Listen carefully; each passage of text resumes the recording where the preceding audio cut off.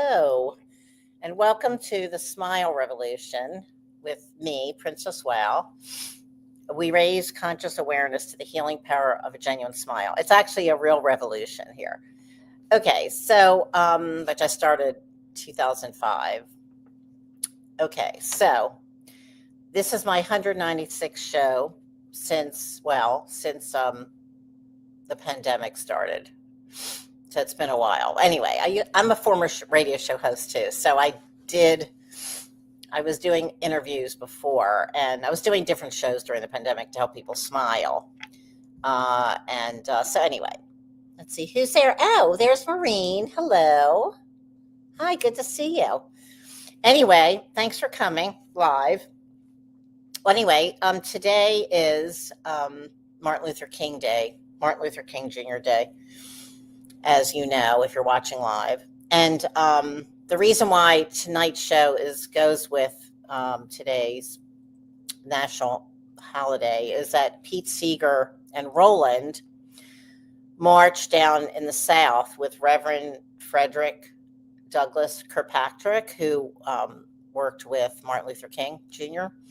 And so they were marching in the late 68, 69, and 70 down south. It was very dangerous after he was shot.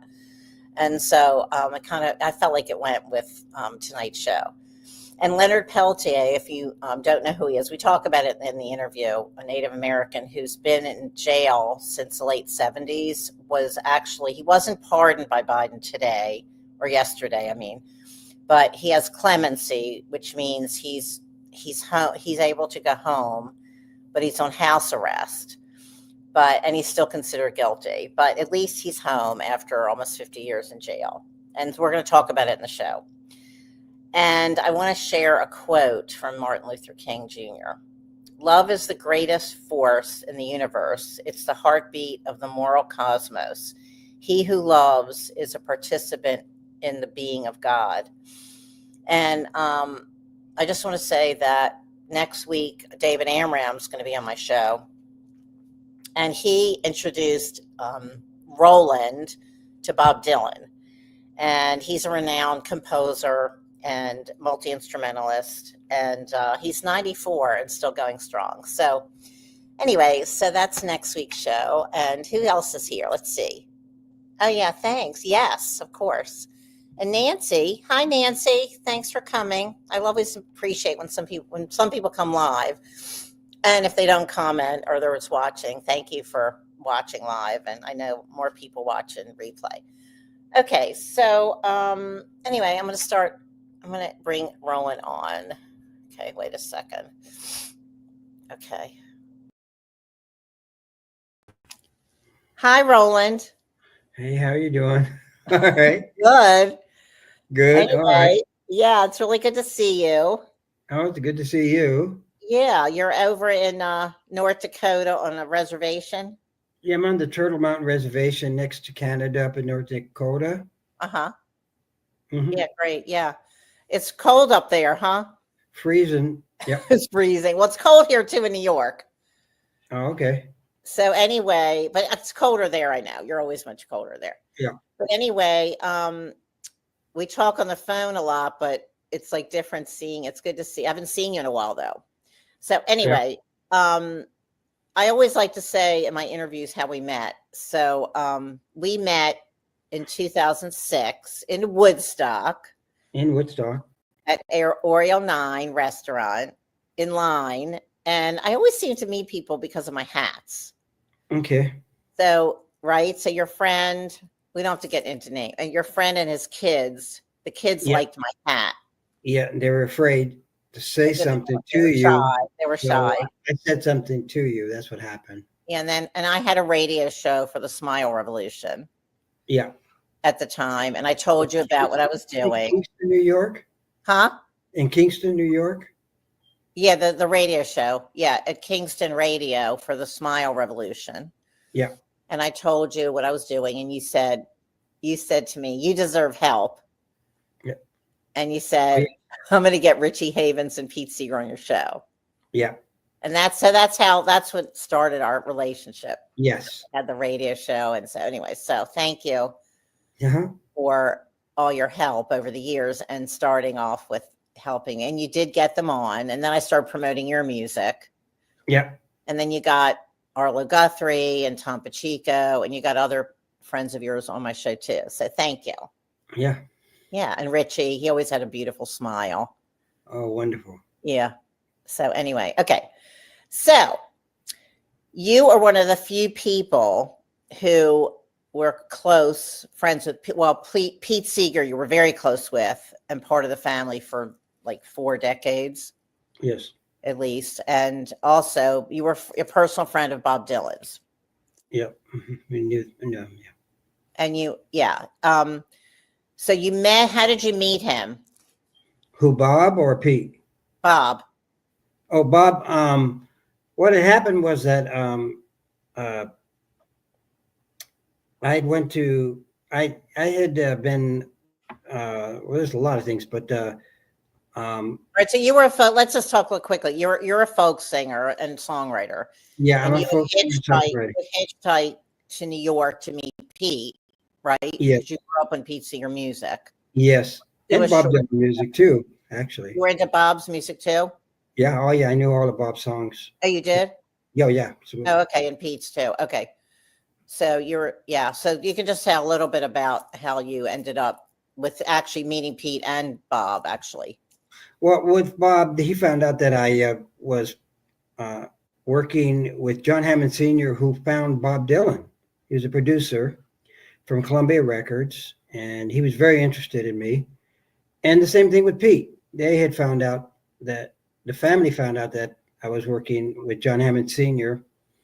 And He did a demo of your music. they did a demo of me, and then they found out I was a draft dodger, a Vietnam draft dodger. I refused to fight in Vietnam, and the military was looking for me. So that kind of backed things up. Right. That's why you could. They wanted to sign you, but you couldn't because you were. But I did sign to Frank Music, and right. Yeah, and publishing company, and they're pretty big. They did all the Broadway shows and everything, and they signed Loudon Wainwright and Tom Waits, all of us at the same day, on the same time, and at the same. That's really cool. Mel Kramer did. That's really great. Yes, I know you haven't seen the movie, A Complete Unknown, which doesn't matter. But I'm just saying, I know we're not going to talk about the movie because you haven't seen it. However, I can say I probably will see it soon because I think Katama did say something about it.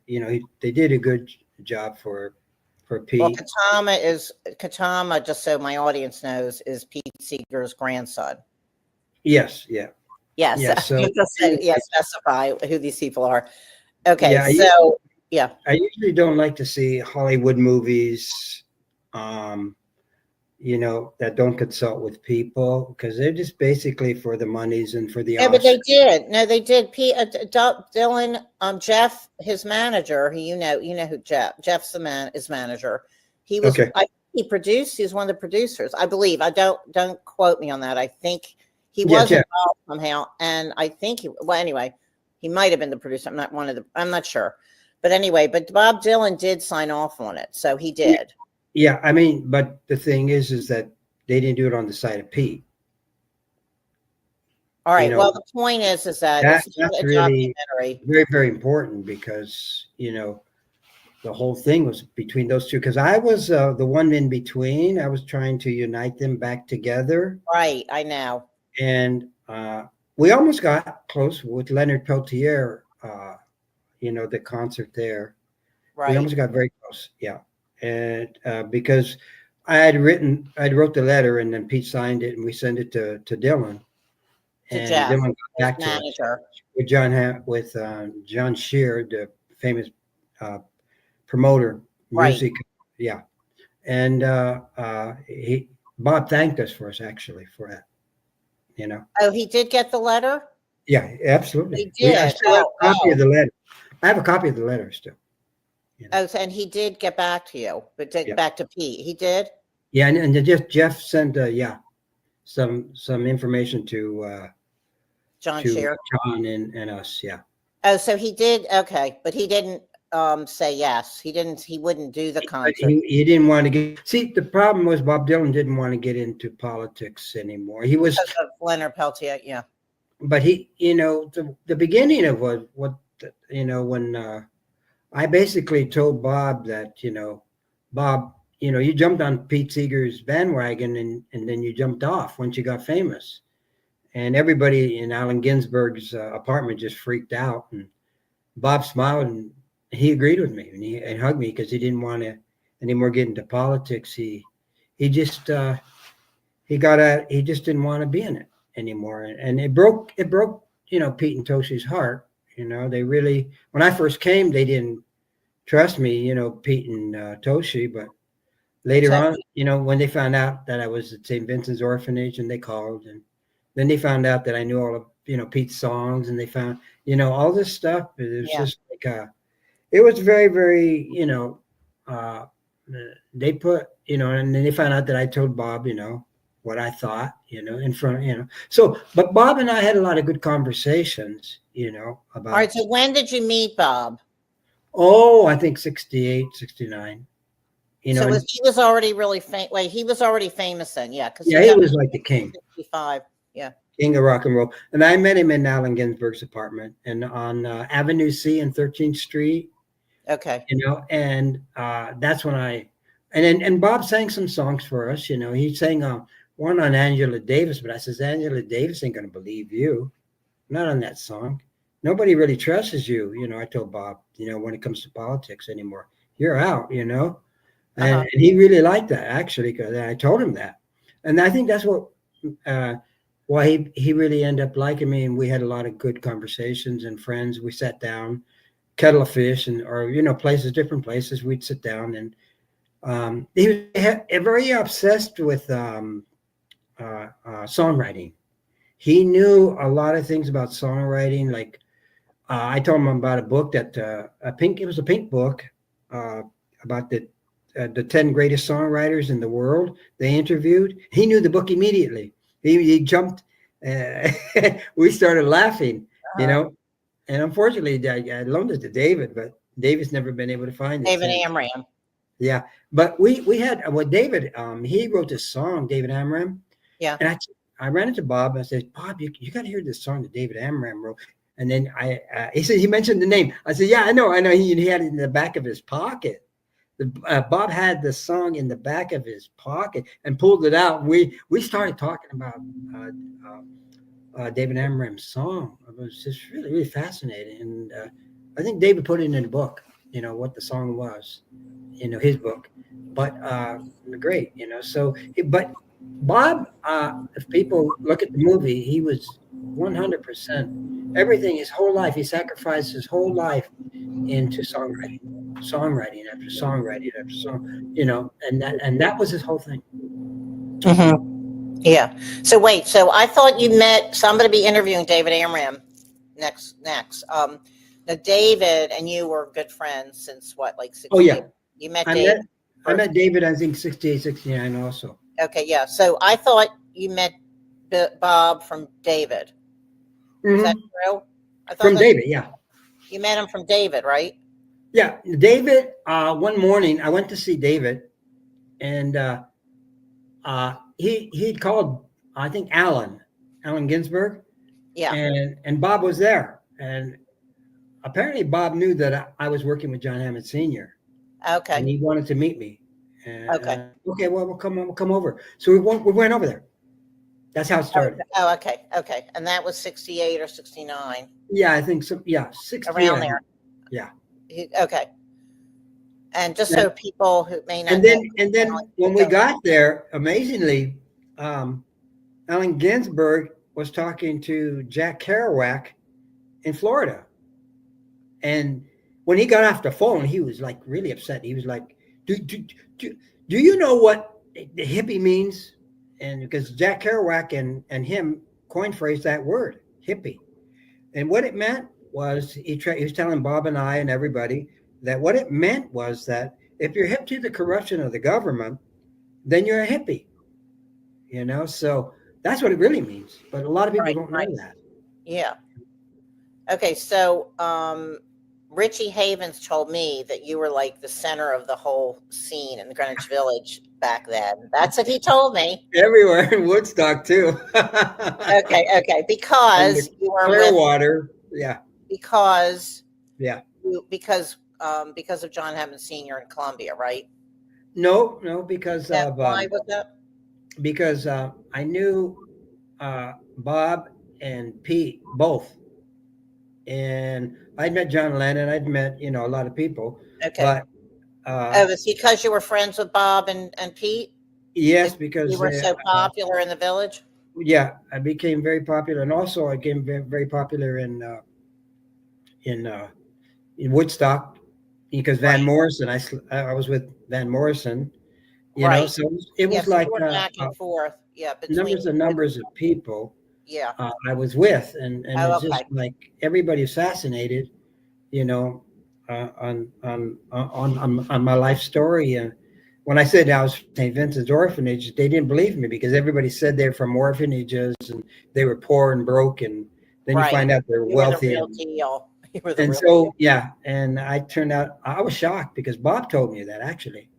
He I told me told that a Bob, lot of people because he even did it, no, you I know. know, yeah. And Izzy Young and David Amram. A lot of people called St. Vincent's to see if I really was real. An Pete orphan. Seeger did, I really were an and that orphan. was real, yeah. And Yeah, I mean, I didn't know that. All I did was I hitchhiked to New York City, and I didn't know. I had no idea, you know. right. And you still are a great singer, songwriter, and everything. So Yeah, musician. So we're getting more okay, songs out. We're getting more songs out now. I'm in a recording studio now. I know how to record and everything, and we're going to get a lot of songs out this no, year and that's next year. great. I'm so glad, Roland. That's so Yeah, great. Yeah. Okay. Well, Your Eye of the Great Spirit is such a great album, and David Amram was just talking about. He every time I talk to him, he mentions that album that he's on with your album. yeah. Richie Yeah, Havens too was on it, and Pete he was Seeger on it was too, on it, right? Yeah, I know. It's and great. I'm on yeah, it too. of Backup course you singer. I'm are. backup singer. Well, anyway, and we recorded it at Clubhouse in Rhinebeck. It was really great. So anyway, okay, so I think a lot of people want to know about like what was Bob like? I mean, like how long did you know him though? Like 68 to like what a few years, or how long were you like I friends? knew You were about friends 20 years, you know. So 20? yeah, You it really was did like know him that long? 60s. I didn't know that. Huh? Yeah, yeah, 70s, 80s. Yeah. Oh, Oh, absolutely. you knew him in the 80s? See, I didn't know that. Oh yeah. I talked to I we ran into each other at I think the bitter end, you know, and the bottom line. Several times we ran into each other in the 80s. He asked me to come on the bus with him. I said I didn't want to hang out with this crowd because they were Okay. so you know, they were so What? crazy. You know, Oh. there are a lot of Oh, crazy really? people. Oh, Oh yeah, I okay. didn't want to. I mean, a lot of people were, you know, wanted his attention and destined for fame and And all also that with a stuff. lot of drugs, right? Oh, drugs and drinking, party. See, it And so wasn't. They you weren't into probably never politics. did any of that. So you never did any of that Oh, I never did any. I was serious with Pete Seeger, because and I he think that's what Bob liked about me because so you were straight. I was It's very like, straight, very clear, you know, right? Yeah. and but that's what he liked about me. He wanted to know what was going on with Pete, you know, and Pete, of course, wanted to know what was going on with Bob. Oh, really? I didn't know Oh yeah, that. yeah. Oh, so you were like, We were crossing paths there. Yeah. oh, so I didn't know that. All right. Now, what's the story about when he hugged you at that event? Oh, I don't Yeah. want to What talk was too much that? about. Tell me about that. Oh, okay. Well, anyways, they had a problem with Phil Oakes at the Gaslight. I mean, not the Gaslight at the yeah. What's it? The Folk City. My fault. Cook It was at City. the Folk City and the new Folk City, and I think it was you know it was a big problem. I don't really want to talk about that problem, Well, but there was I've talked about it. It's a public thing. It's in a couple of it's a Dylan's scuffle. books. It was a scuffle, and, you know, and so I basically, I walked out with something that Phil had in his hand, and I didn't. Okay.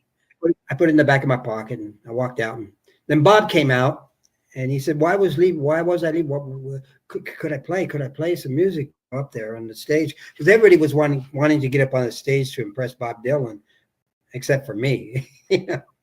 And I said, Bob, you don't really know what's going on. You have no idea what's going on. You Well, have Phil no idea. Oakes was very jealous of Bob. Yes, and he wasn't invited for the second Rolling Thunder tour. I think that was they were celebrating that night on the second Rolling Thunder tour. I didn't know that. Yeah, that was the big celebration. That's why Phil was really upset. He wasn't invited on the tour. No, he wasn't invited. No. And what had happened was he invited on the first tour? Oh yeah, absolutely. He was on the first. Yeah. Oh, he was. Yeah. Oh, okay. So that's why he was like really upset. Yeah. Okay. I mean, and so what had happened was that I was invited on the first one too myself, but I didn't want to go in that mess, Oh, yeah. Yeah. But what had happened was that I came back and it was just it was very, very sad, the whole thing. And the next day, I ran into a lot of mental problems at that point. The next day, I ran into Phil, and he says, "Why did you do that? Why did you do that? Why?" I says, "Phil, you need help. You really need help." So I gave him Pete Seeger's number, and he called Pete, and Pete told me, and when he called Pete, he wanted to stay with Pete, but Pete didn't. He said, "No." He says, "I got my family. I can't handle it, Phil." I know. And Pete told me that, and then that was it. And then he killed himself. I know about that. I know. And it was very sad. It was heartbreaking, and I think Pete regretted that. Oh yeah, no, he told me he did. I know. Yeah, I know he didn't help Phil with that. I know it's sad. Yeah, and so it would have been too hard. I think it'd been too hard on Pete because Phil had a lot of mental problems at that point. Yeah, but later on, at the Felt Forum below the Madison Square Garden, they were having a big party for Bob, and Bob saw me through the crowd, and he ran through the crowd, and he hugged me so tight he wouldn't let me go for about a minute, and a lot of photographers took pictures of that, and I knew what that was. It's okay. I said, it's okay, because he thanked me for that, because he would have never, I don't think Bob would have ever made it through. Not that. All right, so you're not telling people what it's. I'm going to say it because it's in the book. It's in 2 Bob Dylan books. I've already talked about it on another. Richard Malone talked about it. Yeah. All right, so I'll tell. Davis, I think Davis, was it what's his name? Clinton, from one of the top couple of the Bob Dylan biographies. Okay, so I'm going to say it because you can't say it like the way you're talking because nobody knows what you're talking. Nobody understands. So yeah, what happened was Phil was having a lot of mental problems at this point, on and off in his life, but he did kill himself at the end. So he's having mental issues, and he was insanely jealous of Dylan's fame. And now I didn't understand. I think he dressed as even Elvis Presley because he wanted to be so famous as Dylan, But you think he did a concert in Carnegie Hall. Well, that was really weird when he got into that stage. All right. Well, anyway, the point is that he wanted to be more famous than he was. So he had a knife on him. He was carrying a knife, and he tried to. He was Roland. You were there in the back of Folk City with what was with Dylan, Phil Oakes, you. Was that it, or was anybody else there? Just a lot of people. There were a lot of people there that in the back. When that all happened, yeah, it was a big scuffle. And he took, I think, Dylan's hat. I think that's what it was. Big scuffle. Everybody saw it. Oh, I didn't know that. All right. So the point is he's trying to kill basically Dylan. They had found weapons. They would what do you call it? With Carnegie Hall, they had found a hammer, they had found a knife. Buzzy Lenhart can confirm that. But Buzzy Lenhart used to carry all that. Phil he knew the shape and everything. He knew the whole thing. He knew that I did. Yeah. All right. So the point is that you saved Dylan's life because you grabbed the knife out of Phil's hand. That's I don't. And then you threw it in the garbage can, huh? I threw it in the pizza garbage can, and then I came back for Toshiko, and they have it on film with Sam Shepard, with Toshiko and I, But All right. So anyway, so it's public knowledge, Roland. It's written up in a few but books. it's, it's heartbreaking for the family. I feel for Phil Oaks. For Phil's family. Yeah, and it's just I know. really, it was really heartbreaking to that to Yeah, see. because he was so mentally sick at that point. Yeah, he was mentally, and I definitely tried my best, that Well, you help. did. You say you grabbed the knife. So anyway, so that's what happened. All right. So No, so no, Bob knew that's why he gave you that big hug, right? yeah, I think I know that's what really he knew that he would have been gone. Yeah.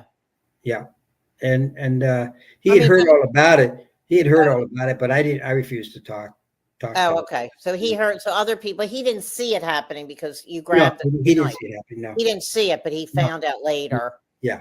So that's why he ran across the room and gave you that. Okay. But that's why he ran outside of Folk City and and said that where you going? Where you going? And I told Okay. Pete. I told Bob that you have no idea what's happening. It wasn't. You know, Okay. it really happened. It was very very serious matter, and Yeah. it's just heartbreaking to see. And that's the reason why I didn't want to hang out with Dylan's crowd. I called him, Dylan's crowd. And Joni Mitchell and I had a good talk about that, and art. Her and I talked about that, at the bitter end. We had lunch together, Okay. and then the thing is very very, it was just heartbreaking, the whole scene, All right. So yeah, his scene, Dylan's scene. Oh, it's just with and Patty Smith and all those people in the apartment and all that stuff. It was just like Peter Voloski. You had Gregory Corso. These are famous people. Yeah, I know. They're all in, that, and it's just like I didn't want to. I go to 10th Street and the church, with Allen Ginsberg and with the poetry. He had poetry, I think, every Wednesday night or something like that. Right. It was like a whole big scene, big. But they were all drinking and doing drugs and everything, right? Everybody. Yeah, it was a loss. It was a loss. Well, because you And weren't drinking or doing drugs. It broke Toshi's and Pete's heart really to see all that, and that's why Toshi told me that if you hang out with good people, good things are going to happen to you, Roland. If you hang out with bad people, bad things are going to happen to you. And then she's right on that. I always followed that philosophy. I know, right? Yeah, of Toshi's, yeah. Yeah. Yeah. And so what? So okay. So then, you met Pete at the same at 68. I met Pete in the St. Gregory's Church. Right. In I think 68. And then, right? Yeah.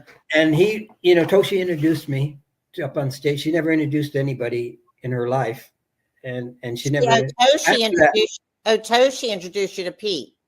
No, she introduced me on stage, and Reverend Kirkpatrick from the Civil Rights Movement introduced me to Pete. Okay. We went down civil rights movements down south, down there, to Shreveport, Louisiana, and Mobile, Alabama, and I think Selma, and those places. I ended up in the front page, I think one of the big newspapers with Pete, and but we would go down there, I think, each year, and then I got on Broadside, and I got on the Sing Out, and I got on all kinds of stuff, but with Pete, and I was very proud, to be with Pete, Yeah. All right. So you were close and really like part of the family for like decades. Yeah, and they're just always to the end, You always 50 stuck with years, them. I think 50 years. You always stuck with Pete and Toshi Yeah. and the family and the kid and everybody. Yeah. You were like part of the family. I mean, like, I think, that let them tell you that. Well, no, Tina told me after Toshi passed on that they wanted to legally adopt. She told me this, that they wanted to legally adopt you. That's how they felt about you, because you didn't have parents, and they became like your family, like adopted family. And but they thought about legally adopting you, but they already had 3 kids. Yeah. And then they decided not to, but but they did literally seriously consider it. But they considered you like their kid. That's what it sounded like. Well, I could see it too. Yeah. I mean, they knew you since you were like 18. Yeah. When I was just hitchhiking, I just turned 18 too. I just turned 18, Yeah, in the end of May. met them. Yeah. So,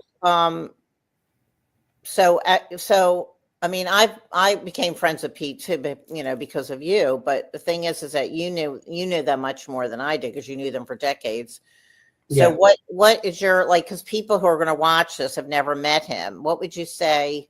What was he like as a person? Well, okay, I said something to Bob. It blew his mind. He loved it, but I said, Bob, why are you so nasty to people? I says, you're not so nasty to them, but you're kind to me.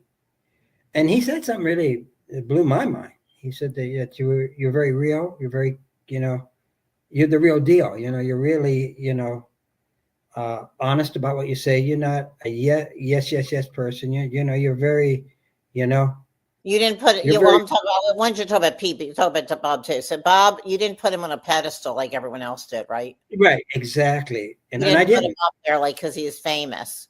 Right, right. I mean, there were things I would tell him, like John Wesley Hardy. He said, "What'd you think of John Wesley Hardy's album? The album that he just put out." I said, "Well, the only great line on there was, the businessmen they drink my wine, plowmen dig my earth, but none of them along the line know what any of it is worth." I said, "You took that from Woody Guthrie, he laughed his head off, but I said, "That's the only great line." He says, "All the rest is commercial stuff that nobody's going to remember anyhow." So I said, so he knew that I kind of like was very You're real. just very real with it. Yeah. I didn't really, and then we talked about the spiritual, and one of his songs came on the radio. I think I don't know which one it was. Very famous song. But I think like a Rolling Stone, it came on. Yeah. I think Yeah. during the Kettle of Fish. Okay. And I says, Bob, you didn't really write that song, did you? I don't think you really. He says, he's man. He says, but I was really, he had help, and he said that, that spiritually he had help. And I said, yes. Yeah. Spiritual. He Yeah. says, but he felt that he'd been unplugged, and then that word came very famous from after that. He felt very, that the spirits unplugged him. He felt he I think believed. I think he still to this day believes in the Holy Ghost and good spirits, and that ghosts exist, and they helped him, but they unplugged him because he no longer was for the civil rights, So that was very important, and I agreed with him. I said I definitely agree with you on that, And so it was very heavy conversations I had with him, Mhm. It's just, it was very heavy. Did you ever play with him in the apartment or something? Well, we were on. Yeah, I played with him, and he loves some of the songs that I wrote. We made love at Alan's house. David will tell you about that. And then I played a few other places with him. But at the Channel 13. Yeah, that's what I was going to ask you. Channel 13. Yeah, and then I had a good talk with Sarah, his wife. She didn't like it. She didn't like Allen Ginsberg. Okay. She did not. She did not. She liked the whole mess of people that were, that Dylan was hanging out with. I think it's one of the reasons why she broke up. A lot of people don't know that. Yes. But we had some very good talks I had some very good talks with her, So you met him when he was married to Sarah? Oh yeah. Okay, he was already met. Yeah. Okay, because I met the kids. I met the kids too. All those people. Okay. Oh, you did up in Woodstock. Yeah. Woodstock and also in the city. Oh, okay. Oh, so they lived in the city and Woodstock. Yeah, they live in 94 in McDougal Street. Okay. Oh, that's interesting. Oh, okay. I didn't know that. Okay. Yeah, a lot of things a lot of people don't know. I didn't know that either. You never told me. I gave it to you, but no, I never knew that either. Okay, good. Okay. So you used to run into them in the city. What it is that I lived, the history of the village. Yeah. I got to meet so many people, Denver, many people, John Denver, a lot of people I met that would shock everybody. And I was just very fortunate that, that you were there at that time. The Holy Ghost, the Holy Good Spirits are the ones that guided me into that, Mm-hmm. And I told Bob that, and he agreed with me. He says the same thing happened to him too. Yeah. He felt he had help. Yeah. You know, there's no doubt about it. You know, Yeah. and so Richie Havens recorded a song of mine called "The Indian Prayer." You know, Right. and Yeah. Tom Pacheco and I wrote it, and we worked on it.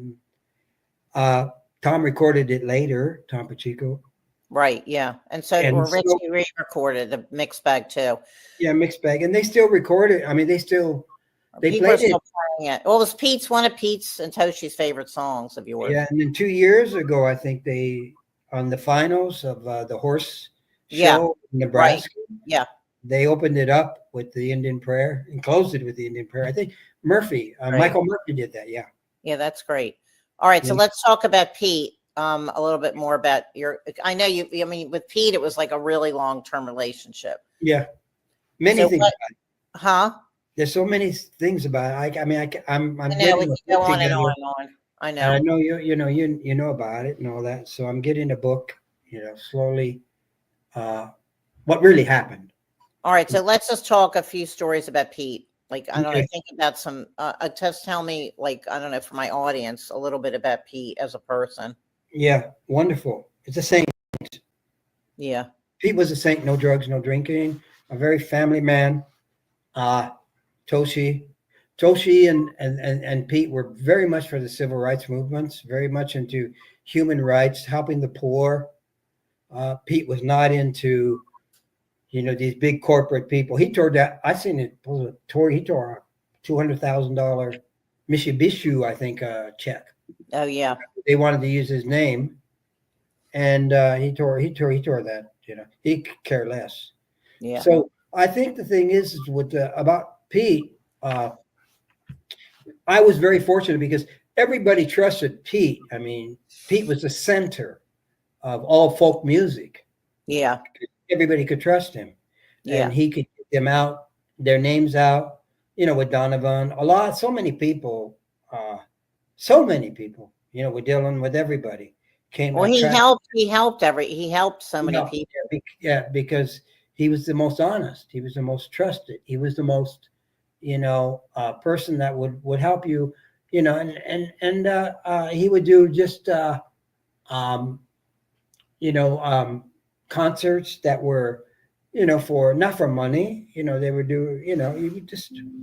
He did a lot of fundraising. He did so many fundraising. Yeah. And a lot of people were surprised at that. When I told him, I said, no, everything he does is fun for fundraising. Clearwater and helps out, and they were so wonderful that he and Toshi in '66, I think, started the Clearwater revival. Right. And he got bigger and bigger, and then I got to live on the boat. But tell people what that is. Not everybody knows about the Clearwater who are going to watch this. Well, the Clearwater, we would go up and down the river to every town and protest against the sewage systems going into the river and the garbage dumps next to the river. And then what happened was they finally in 1970. About the Hudson Valley in New York. That's what talking about the Hudson Valley, up and down the river with the sloop. And what had happened in 1972, they passed the Clean Water Air and Water Act bill, and because of Pete and because of a few other people, because of this, and I think they created a stamp for Pete later on down the road, about maybe 2 or 3 years ago. Because of this, he was such a major help to the cleaning up the river. And we did a Madison Square Garden, on that, on that map.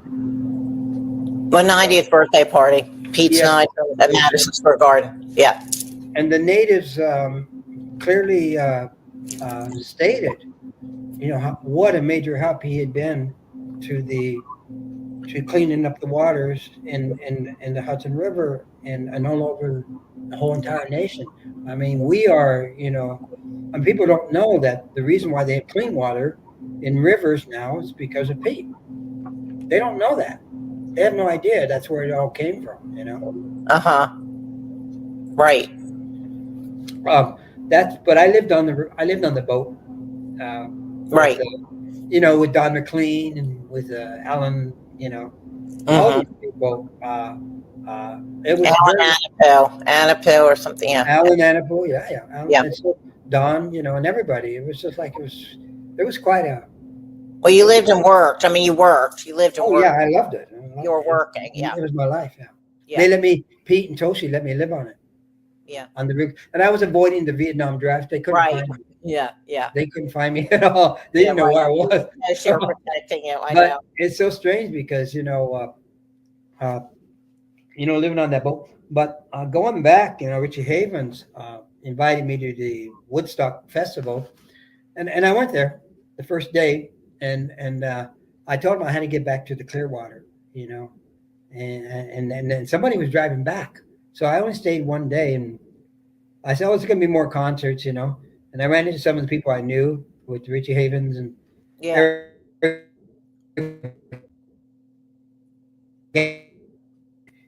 He was a Wait, we're having tech issues, bass Ron. player. He couldn't get it. Okay. He was the bass player. Wait, I can't hear you. You're frozen. Mindy, you went Okay, off. What? You got it? Huh? You went No, off. I can hear you now. Okay. But anyways, I had to get back to the Clearwater. I was at the Woodstock Festival, and it was so important for me to.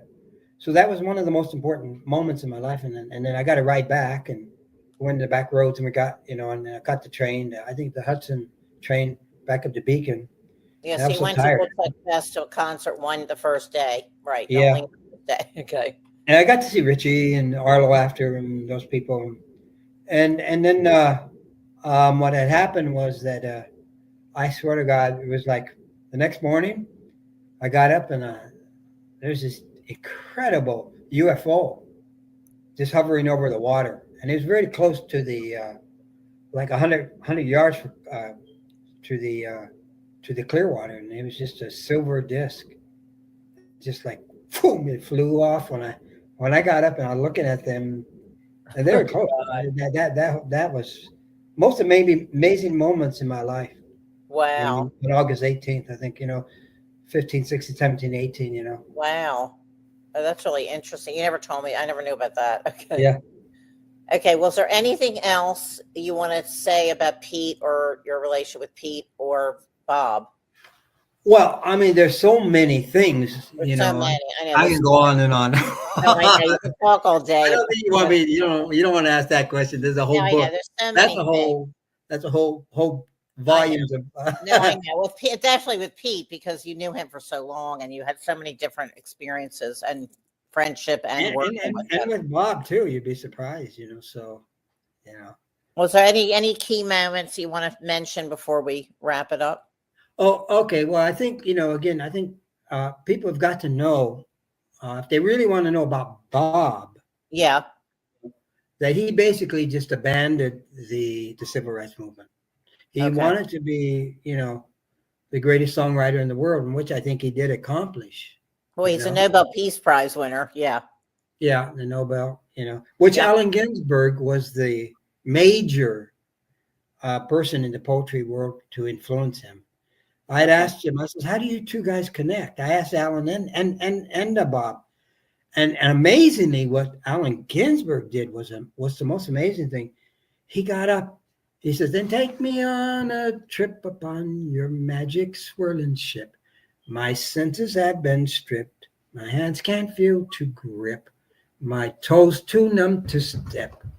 Wait only for my boot heels to be.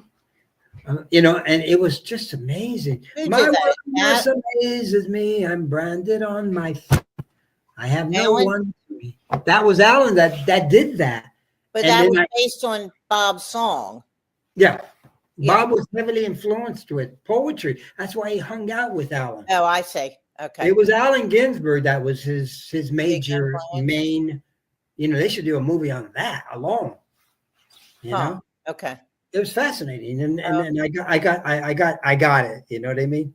Why they were together. Oh, okay. Huh.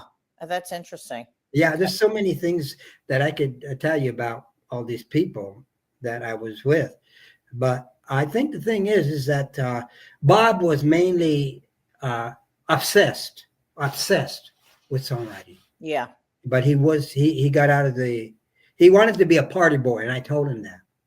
you know, You want to and be a party boy? yeah, he didn't want to be in the. He even said I don't want to be singing "Blowing in the Wind" all my life, you know.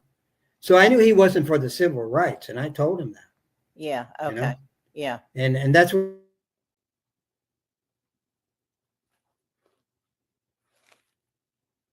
We got frozen again. Yeah, that's what really broke Pete and Tosh's heart Okay. when he abandoned. Yeah, because they were in a movement, you know, Right. against the Exactly. Right. corruption of Nixon's regime, you know, Mm-hmm. and Right. and that's you know because they were so corrupted, the United States government, you know, so and then now you know with All Trump, right. We're not going to go into it. No, we're not talking about yeah. that. Okay. So No. but it was a whole big thing with the Vietnam, you Okay. know, Right. Yeah. and I refused that, and so the thing is that I was very fortunate, you know, that I didn't go into the Vietnam War, Right. and I was very fortunate And to, you were protected. You didn't go to jail. yeah, and thanks, you know, Jimmy Carter for excusing all of us draft dodgers, Yeah. you know, Right. Exactly. Yep. and some of the news articles came out of me with New York Times and also with Los Angeles Times, you know, so Right. Yeah. about that, and Right. so, but I thank Pete for making me aware of the corruption of the United States government at that time. Right. Yeah. And we had protested in the monument, and they tear gassed us there. I'm in Nixon's movie actually, on the real deal. Right. but Yeah. but we were always on marches and everything, Yeah. and That's great. it never stopped. And I was always with Pete, you know, Yeah. All the way working through. I know. Yeah. on the That's anti-nuclear demonstration. We did the anti-nuclear, you know, it was amazing, but we were doing the longest walk to Native American yeah. Indian with the A movement, Mm-hmm. and from San Francisco to Washington D.C. And I said, hey, how about I spoke to Ishibashi, you know, the Buddhist monks. I said, how about we go from San Francisco to United Nations on the anti-nuclear, you know? And we thought of that in the apartment. And I called Pete. I said, Pete, this week we got a great idea. I think it's a great idea. And Pete loved the idea. And we did it in 1982 in Central Park. And it was super successful. Millions of people came. And Yeah. then England did it in 1983. They followed our Right. format. Okay. Okay. And Oh, the so, other thing is, it's Martin Luther King Day Monday, and yeah. wasn't Pete involved with him? Oh, yeah. Oh, Okay. definitely. 100%. He went down there and they made the song really came famous with "We Shall Overcome," you know. And 100%. I talked to some of the people. I worked with some of the people who worked with Martin. Some of the people there. We talked to Harry Belafonte about it, and you know, and I was with them down there. You know, the people who worked with. He had just been assassinated in '68, Right. and I came after. You You know, came right after, right? yeah, and so it was a very sad situation. It was very, very devastating, you know. Yeah. And I worked with James Bevel, who was one of the 7 people that he was with. You Yeah. know, there were 7 people that disciples that Martin Luther King had, and James Bevel was one of them. So I got to work with them and him and Pete and everybody So down you there. were part of that And it down was south. frightening. It was very, very frightening. We had to live in Baptist churches down there. You know, we got to be careful with buses and all this stuff. You know, you couldn't really walk out alone because get a cup of coffee or go out. And they'd probably kill you, you know. And And then a so you lot were of things doing that happened. right that same year. It was like right after he was killed, You right? know, yeah. So it was like Not that far later. frightening. Yeah. It was very frightening. It was very frightening times down there. Yeah. But, you know, I wasn't, you know, I was willing to, you know. Mm-hmm. Uh, so, um, so for, you know, Martin Luther King, you know, and, you know, it's so heartbreaking, you know, to see, you know, what's going on today, you know, Right. I know. and among our native people and Leonard Peltier, and we're still in, you know, a mess, you know. Yeah, so And Leonard Peltier, a lot of people may not know who that is. So you yeah, mentioned a few times. So explain to them really quick, and now we got to wrap it up. But well, they illegally, the United Nations passed an act that you couldn't take political prisoners away from other nations, and of course they illegally did it because Leonard didn't think they would win the case, and they did win the case because they didn't show their badges. They were shooting at Jim and families. It turned into they woke up and real fast, and the you have whole to thing. explain. The police were on the reservation. Oh yeah, they went into the camp. Yeah, they went into the camp, and what happened was Reservation, yeah. but they really pinpointed it was they felt that Nixon wanted to start a fight to get rid of the AIM movement, and they did it, and they finally they had their chance, and two FBI people were killed, and Leonard said he was protecting his family just like everybody else. Right. So AIM movement is American Indian movement. The American That Indian was in movement, the early yeah. 70s. And I went there with Floyd Red Pearl Westerman. We sang together, and Bob Dylan loved Floyd, and Floyd could he played the chief on Dances with Wolves. Right. I was Yeah, a good friend of yours and Dylan. So you had a mutual friend. Yeah. And yeah. Floyd. Yeah. We sang together, and wrote songs together, Mhm. and so it's just like it was pretty intense, and so it's just like. So anyway, Leonard was jailed many at that And time. he's been jailed ever since. And how many The years is that? FBI wanted to get back on, they wanted, revenge. And they've got their revenge, but they still you kill a policeman or an FBI, that's it. They have this code where, they won't let somebody loose. They'll try everything to because you killed one of us. So Leonard did kill a policeman? No. Leonard didn't do it. That was the whole thing.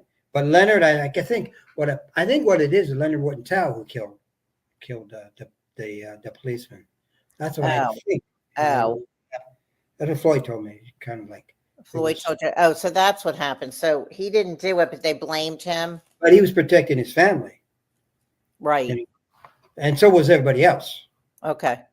And it was the policeman's fault for chasing Jim Little Eagle into the camp and shooting at him for stealing some red boots or something.